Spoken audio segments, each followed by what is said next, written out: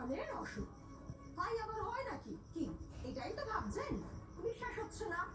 হওয়াটাও স্বাভাবিক নয়, কিন্তু এদের কাছে এসব কি আর যুক্তি তক্ক খাটে? দেখুন।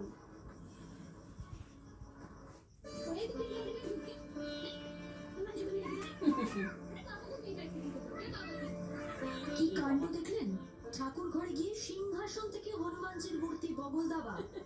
মা তাকে নানাভাবে বুঝিয়ে সুঝিয়ে মূর্তি কাটার চেষ্টা করলে উল্টে বিপত্তি, কাঁদতে শুরু করলো খুদে।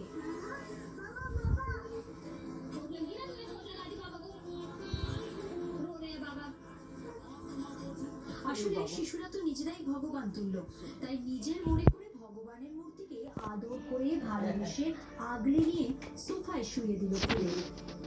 ভগবানের কষ্ট দূর করতে মায়ের ড্রেসিং টেবিল থেকে ক্রিম এনে যত্ন করে মাখিয়েও দিল মূর্তির গালে। নেট দুনিয়ায় এই ভিডিও ভাইরাল হতেই নেটাগরিকরা তো হেসেই খুন। শিশুর সারল্যে মুগ্ধ সকলে, লিখেছেন একজন। খুব মিষ্টি মুহূর্ত, প্রতিক্রিয়া আরেকজনের। ব্যুরো রিপোর্ট, জি24 ঘন্টা।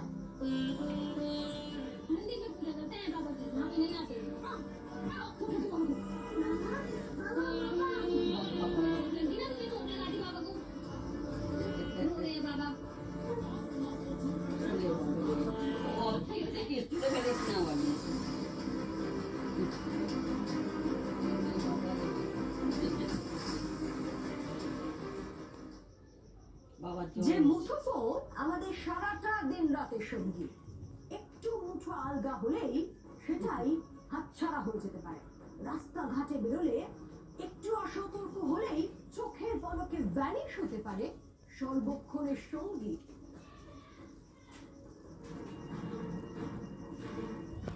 রাস্তায় এক মনে ফোন হাতে খুটখুট করছেন যুবক।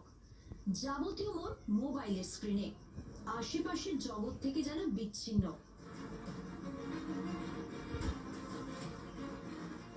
আপনি আমি খেয়াল না করলে কি হবে, ছিনতাইকারীদের চোখ শিকার চিনতে ভুল করে না, আর ঠিক সেই সুযোগেরই সদ্ব্যবহার করে ফেলে তারা। ঠিক যেমন এখানে ঘটল।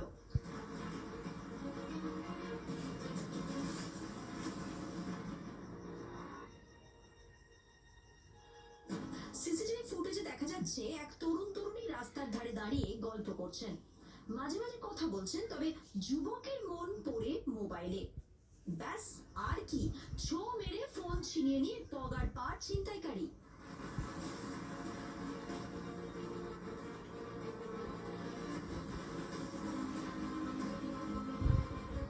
বাইকের পেছন পেছন ছুটেও কিচ্ছু করা গেল না।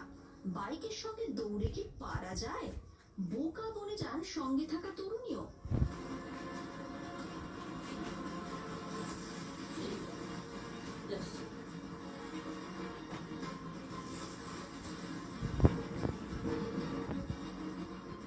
রাস্তাঘাটে সতর্ক না হলে এরকম ঘটনা কিন্তু আপনার সঙ্গেও